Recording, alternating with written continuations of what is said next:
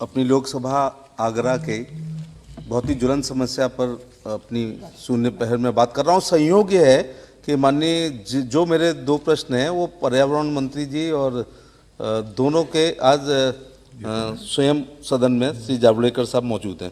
ताजमहल को संरक्षित करने के लिए कि प्रदूषण ना हो, कुछ याचिकाएं हुई और उस याचिका से माननीय सुप्रीम कोर्ट ने TTZ इलाका घोषित किया, जिसको ताज ट्रेपेजियम जोन कहते हैं। उसी दिन से आगरा की औद्योगिक विकास के बुरे दिन प्रारंभ हो गए।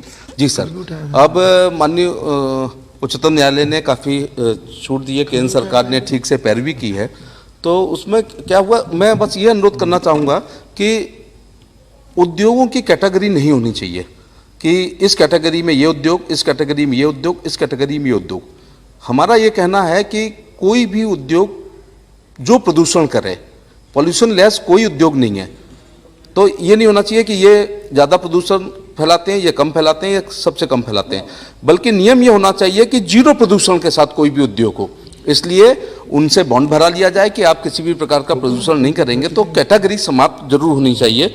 दूसरा, हाँ, मेरा ये अनुरोध था कि जब तक ये सब बाधाएं पूरी नहीं ठीक हो रही हैं, तब तक जो जीरो पॉल्यूशन वाली है, जैसे IT हब आगरा के लिए, और दूसरा गारमेंट्स का IT पार्क और गारमेंट्स के लिए, मैं माननीय मंत्री जी से ये भी अनुरोध करना चाहूँगा कि हॉलीवुड की शूटिंग वहाँ होती है। वर्षों जब से सिनेमा आया है, जब से दादा साहब फाल्के ने सिनेमा शुरू किया, तब से शूटिंग आगरा में होती है, क्योंकि ताजमहल कई सौ साल पुराना है। वहाँ लाल किला है, यमुना का किनारा है, मथुरा है, चंबल सफारी है, तो हॉलीवुड की फिल्मों की भी शूटिंग होती है, बॉलीवुड की भी होती है और रीजनल फिल्मों की भी शूटिंग होती है। पूर्ववर्ती उत्तर प्रदेश की सरकार ने फिल्म सिटी के लिए हजारों एकड़ जमीन आरक्षित कर रखी है।